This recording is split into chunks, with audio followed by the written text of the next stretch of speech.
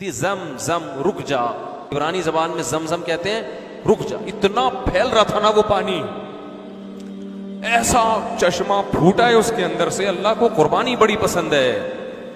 ہم لوگ پیڑے کھا کے اسلام پہ چلنا چاہتے ہیں. کوئی ہمت کر کے داڑھی نہیں رکھ رہا، وہ کہہ رہے جب میں بوڑھا ہو جاؤں گا رکھوں گا. پھر کیا یار، ابھی جوان ہو، ابھی جوان ہو، ابھی داڑھی رکھو. ابھی اسٹائل ہیں آپ کے، ابھی روڈ لائنر بن کے چلتے ہو، ابھی کرتے جو ہے نا ایسے ایسے کر کے جا رہے ہوتے ہو، ابھی کٹس دکھا رہے ہو لوگوں کو. ابھی داڑھی رکھو جوانی میں، یہ قربانی ہے، اللہ کو پسند آئے گی. جوانی میں زنا کو چھوڑو، بچو اس سے. اور زنا اس کا اللہ کو زنا سے بچنا پسند ہے جس کو عورت خود زنا کی دعوت دے اور وہ کہے انی اخاف اللہ، مجھے ڈر کس کا ہے؟ اللہ کا ڈر ہے. تو اللہ کو قربانی پسند ہے. ابراہیم علیہ السلام کا اتنا بڑا مقام کیوں ہے؟ قربانی بہت ہے. سب سے پہلے قوم کی قربانی، باپ کو چھوڑ دیا، رشتہ داروں کو چھوڑ دیا، سب نے پکڑ کے آگ میں ڈال دیا، کود رہے ہیں آگ میں. اللہ نے آگ کو ٹھنڈا کر دیا آپ کے لیے، سب کچھ چھوڑ دیا نا. تو اللہ نے کہا آپ کو میں اکیلا بولو نہیں چھوڑوں گا. تو اکیلا کیسے نہیں چھوڑے گا اللہ؟ کوئی تو میرے ساتھ ہے نہیں. تو اللہ نے فرمایا آپ کا نکاح، آپ کی جو دونوں زوجات ہیں، دوسری شادی بھی حضرت ابراہیم کی بعد میں ہوئی ہے، تو آپ کی دونوں بیویوں سے آپ کو بیٹے ملیں گے نیک اور صالح. یہ آپ کا خاندان، نیا خاندان آباد ہوگا. تو ابراہیم علیہ السلام کے دو بیٹے اسماعیل اور اسحاق، یہ میں نسب بیان کر رہا تھا. تو میں یہ عرض کر رہا تھا کہ حضرت ہاجرہ کی قربانی ہے، تو اللہ نے حضرت ہاجرہ کو بھی نوازا نا. کیا نوازا ہے یار. جو پیغمبر حج پہ جا رہا ہے، جو صحابی حج پہ جا رہے ہیں، اللہ کہتے ہیں ہاجرہ کی طرح صفا اور مروہ پہ تم نے دوڑ لگا دی. میری بندی نے قربانی دی تھی، اس کا بچے کی یاد میں بچے کو بلکتا دیکھ کے تڑپنا مجھے بہت پسند آیا تھا. دیکھو اللہ کی بھی کیا حکمت ہے. حضرت ابراہیم جب حضرت ہاجرہ کو وہاں چھوڑ کے گئے تو قربانی تو ہو گئی نا بھئی، آزما لی اللہ نے. اب اللہ فوراً چشمہ پیدا کر دیتا، کیا خیال ہے؟ بس فوراً پیدا ہو گیا اب یہیں رہو. نا نا نا، اللہ تھوڑا تڑپاتا ہے. ہمارے حضرت فرمایا کرتے تھے یہ محبت کی چٹکی ہے. کبھی کبھار محبوب کو محبت کی وجہ سے ٹینشن دی جاتی ہے، کیونکہ ٹینشن کے بعد جو خوشی ملتی ہے وہ بغیر ٹینشن والی خوشی سے زیادہ اچھی نہیں ہوتی. اللہ یہ منظر دیکھ رہا ہے کہ ان کو دوڑنے دو. ادھر صفا پہ پہاڑی پہ چڑھی ہیں، دیکھ رہی ہیں کہیں پانی ہے یا نہیں، پھر ڈر ہے کوئی درندہ میرے بچے کو نہ کھا لے. اور بچہ ایڑیاں رگڑ رہا ہے پیاس سے، بھوک سے، چھاتی میں دودھ نہیں اترتا جب پانی نہ ملے. پھر اترتی ہیں، پھر مروہ پہ چڑھ کے دوڑتی ہیں کہ بھئی شاید وہاں پانی ہو. اور اللہ یہ آسمانوں پہ منظر ہے بھئی، کوئی ابھی نہیں، ابھی اور طرف. ایسے موقع پہ حضرت ہاجرہ رو تو رہی ہیں، بھاگ تو رہی ہیں، مگر اللہ سے شکایت نہیں کر رہی کہ اللہ یہ کیا، میں نے تیرے پیغمبر سے شادی کی ہے، کتنی بڑی قربانی دی اور اس کا مجھے یہ صلہ ملا ہے. ایک حرف بھی زبان پہ شکایت کا بولو نہیں. اللہ یہ دیکھ بھی رہا ہے، دکھا بھی رہا ہے دنیا کو. ایسے ہوتے ہیں شکر گزار. بات بات پہ خودکشیاں، بات بات پہ یہ اتنا بڑا غم. کیا یہ غم اس غم سے زیادہ نہیں تھا جو خودکشی کرنے والوں کو ہوتا ہے؟ خودکشی کرنے والوں کو کیا غم ہوتا ہے؟ ایک محبت ناکام ہو گئی، امتحان میں نمبر کم آ گئے، یہ کوئی غم ہے؟ ماں کا غم ہوتا ہے جب ماں کو اپنا بھی پتا ہو کہ میں بھی بھوک پیاس سے تڑپ کے مروں گی اور میرا بچہ بھی بھوک اور پیاس سے تڑپ رہا ہے. ایک حرف زبان پہ شکایت کا نہیں آ رہا. اور ادھر جا رہی ہیں، ادھر جا رہی ہیں، صفا اور مروہ پہ اللہ بھی پورے 7 چکر مکمل کروا رہا ہے بھائی، پورے چکر مکمل کروا رہے ہیں. 7 مکمل ہونے دو. پھر اللہ کی قدرت جوش میں آئی ہے اور کیسا پانی اس سے جاری ہوا ہے. جو ڈاکٹروں نے ریسرچ کی ہے نا زمزم کے پانی پر، دنیا میں اس سے بہتر صحت کے لیے پانی نہیں ہے. اتنا بہتر پانی ہے صحت کے لیے. روحانی فائدے الگ ہیں، جسمانی فائدے الگ. میں 2 مہینے حج پہ رہا ہوں، میری کچھ بچپن کی بیماریاں تھیں جو ختم ہونے کا نام ہی نہیں لے رہی تھی. کچھ پیٹ کی بیماریاں تھیں میری ایسی جن سے میں نا امید تھا کہ یہ ٹھیک نہیں ہو سکتی. اپنا بتا رہا ہوں میں, علاج کرا کرا کے تھک گیا. میں نے کہا چھوڑ دو ایسے ہی, بس یہ بیماری رہے گی, کوئی مسئلہ نہیں. یعنی یوں سمجھیں کہ 13-14 سال کی عمر سے مجھے وہ بیماری ہوئی تھی پیٹ کی. میں 2 مہینے حج پہ رہا ہوں نا, میں نے صرف زمزم پینے کی کوشش کی. میری وہ بیماری ایسی غائب ہوئی ہے کہ مجھے پتہ ہی نہیں کہ وہ کہاں گئی وہ بیماری. تو ایسی اللہ نے شفا رکھی اس میں. تو خیر, تو اللہ نے حضرت ہاجرہ کو بیٹے دیے, کیا؟ اسماعیل, وہی بیٹے جو ایڑیاں رگڑ رہے تھے. اور ادھر ابراہیم علیہ السلام حضرت ہاجرہ کو چھوڑ کر واپس فلسطین چلے گئے, بیت المقدس کی طرف. تو وہاں اللہ نے آپ کو جو بیٹے دیے ان کا نام کیا تھا؟ اسحاق. اسحاق علیہ السلام کی اولاد میں آگے ہزاروں پیغمبر آئے ہیں, اور اسماعیل علیہ السلام کی اولاد میں 2000 سال تک کوئی پیغمبر نہیں آیا.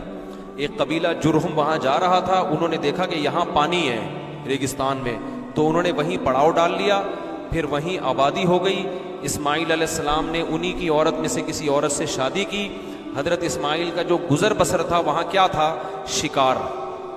کہیں دور نکل جایا کرتے تھے اور جنگل میں جانور کا شکار کر کے اس کا گوشت بولو کھایا کرتے.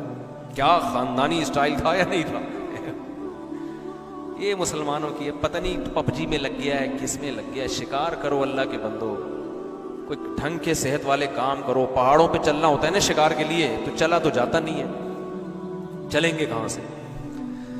تو ابراہیم علیہ السلام کا, اس لیے حضرت اسماعیل علیہ السلام کا گزر بسر ہی شکار تھا, تو اس وجہ سے تیر اندازی میں بہت ماہر ہو گئے تھے. تبھی حدیث میں آتا ہے آپ صلی اللہ علیہ وسلم نے صحابہ سے فرمایا, ارمو فإن أباكم كان راميا, تیر اندازی سیکھو, تمہارے باپ اسماعیل بہترین تیر انداز تھے. یہ تو اسماعیل علیہ السلام کی اولاد میں تھے نا, قریشی. تو حضرت اسماعیل نے وہیں شادی کی جرہم قبیلے کی خاتون سے. پھر حضرت ابراہیم علیہ السلام فلسطین سے اپنے بیٹے سے ملنے کے لیے آئے, تو حضرت اسماعیل گھر پہ نہیں تھے.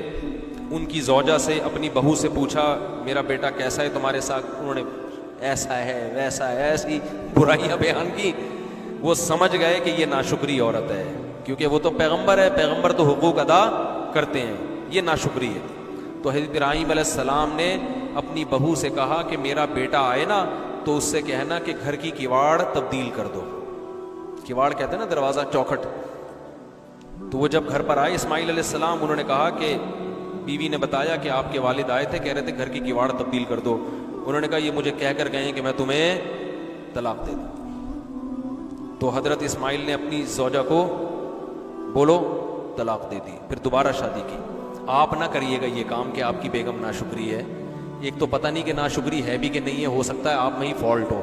وہاں تو یقین تھا کہ پیغمبر میں فالٹ نہیں ہوتا. دوسری بات یہ کہ اگر وہ ناشکری ہے تو آپ کون سا دودھ کے دھلے ہوئے ہیں؟ ٹھیک ہے نا, وہ اگر پوری سیدھی نہیں ہے تو آپ کون سا, آپ بھی تو جلیبی کی طرح سیدھے ہیں نا, ٹھیک ہے نا. تو جیسی روح ویسے فرشتے, کیونکہ اگر آپ نے طلاق دے کے کہیں اور شادی کی تو مجھے گالیاں دیں گے کہ میں نے ناشکری ہونے کی بیس پہ اس کو طلاق دی تھی. دوسری اس سے بھی زیادہ مجھے ٹیڑھی ملی ہے, کیونکہ مارکیٹ میں جس قسم کی چیزیں مل رہی ہیں وہ یہی مل رہی ہیں جو آپ کو ملی ہوئی ہیں. تو ایسا نہ ہو کہ ایسی باتیں سن کے آپ طلاق کی طرف آئیں. پیغمبر کا فیصلہ غلط نہیں ہو سکتا, کیونکہ آگے پھر ان کی نسل پیدا ہوئی, ان کی اولاد میں اللہ نے نبی صلی اللہ علیہ وسلم کو پیدا کیا. پھر تو خیر, ادھر اسحاق علیہ السلام نے کی اولاد میں پھر حضرت یعقوب علیہ السلام پیدا ہوئے, جن کو اسرائیل کہا جاتا ہے. پھر آگے ان کی اولاد میں یوسف علیہ السلام, پھر یوسف علیہ السلام مصر کے بادشاہ بنے. پھر بادشاہ جب بنے تو مصر پر فرعون کی حکومت آ گئی, اس نے بنی اسرائیل کو غلام بنا لیا, حضرت یعقوب کی اولاد کو غلام بنا لیا. پھر انہی کی اولاد میں موسیٰ علیہ السلام پیدا ہوئے, حضرت یعقوب کی اولاد. موسیٰ علیہ السلام کے ذریعے تختہ الٹا فرعون کا. پھر موسیٰ علیہ السلام اور پھر انہی میں ان کے بھائی حضرت ہارون علیہ السلام. پھر آگے انہی کی نسل میں اللہ تعالیٰ نے بنی اسرائیل کے لڑے تھے, ان میں داؤد تھے نا جن کا کل تذکرہ آیا ہے, وہ بھی انہی کی اولاد میں تھے.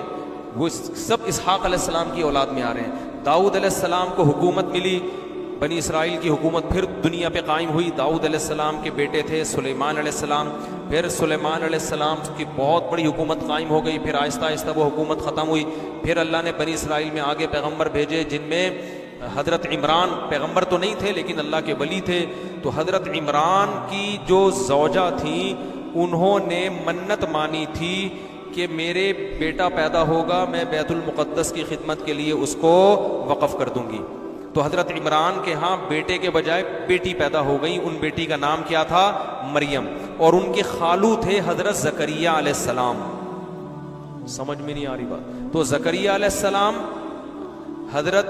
پھر زکریا علیہ السلام کو بیٹے ملے بڑھاپے میں. ان کا نام تھا یحییٰ علیہ السلام.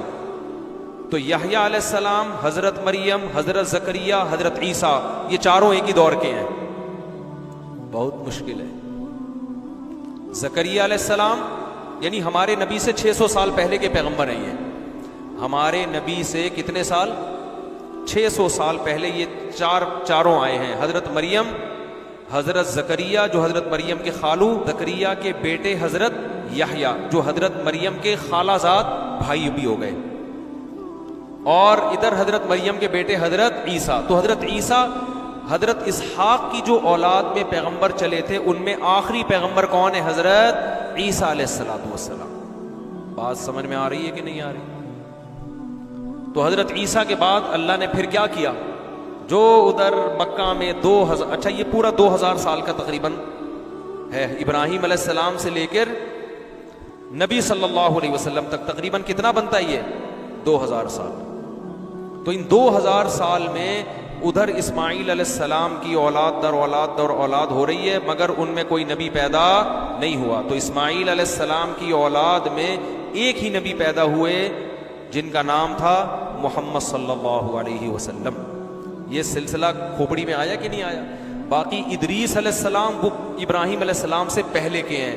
نوح علیہ السلام وہ ابراہیم علیہ السلام سے پہلے کے ہیں. سمجھ میں آ رہی ہے کہ نہیں آ رہی ہے؟ تو اب اللہ کہتے ہیں کہ اللہ نے آل عمران کو بھی منتخب کیا تمام جہان والوں میں، اور ان میں حضرت عمران کی زوجہ نے منت مانی کہ اے اللہ میرے پیٹ میں جو بچہ ہے میں اسے دین کی خدمت کے لیے وقف کروں گی. لیکن جب بچہ پیدا ہوا تو وہ بچہ کے بجائے کیا تھی؟ بچی. تو پریشان ہو گئی یہ کیا بھائی؟ لیکن اللہ کے علم میں تھا کہ اس بچی سے اللہ وہ کام لے گا جو بچوں بیٹے سے نہیں. تو قرآن کہتا ہے کہ حضرت مریم کی والدہ کا انتقال ہو گیا، پھر خاندان میں جھگڑا ہوا کہ ان کی کفالت کون کرے گا. تو حضرت مریم کے جو خالو تھے حضرت زکریا علیہ السلام، ان کے نکاح میں چونکہ حضرت مریم کی خالہ تھی تو حدیث میں آتا ہے کہ ماں کے بعد کس کا درجہ ہے؟ خالہ کا. تو وہ قرآن اندازی میں نام بھی حضرت زکریا کا نکلا. حضرت زکریا علیہ السلام نے حضرت مریم کی تربیت کی ہے اپنے گھر میں، اور حضرت مریم اس قدر عبادت گزار، اس قدر پاک دامن کہ جب انسان عبادت کثرت سے کرتا ہے تو اللہ کی طرف سے کچھ کرامتیں ظاہر ہونا شروع ہو جاتی ہیں. فضائل اعمال میں کرامتیں لکھی ہوئی ہے نا جن کو یہ شرک کہتے ہیں، تو یہ اس کا شرک سے کوئی تعلق نہیں ہے، یہ تو اللہ کی طرف سے ہوتی ہیں. تو حضرت مریم کو بے موسم پھل ملتے تھے، بے موسم پھل. تو حضرت زکریا علیہ السلام بوڑھے بھی ہو گئے اور ان کے اولاد بھی نہیں ہے. تو پوچھا یہ پھل کہاں سے آئے؟ انہوں نے کہا اللہ کی طرف سے. فوراً دعا مانگی، اے اللہ تو مریم کو بے موسم پھل دے سکتا ہے تو مجھے بڑھاپے میں اولاد کیوں نہیں دے سکتا؟ تو بڑھاپے میں اللہ نے آپ کو یحییٰ علیہ السلام دی.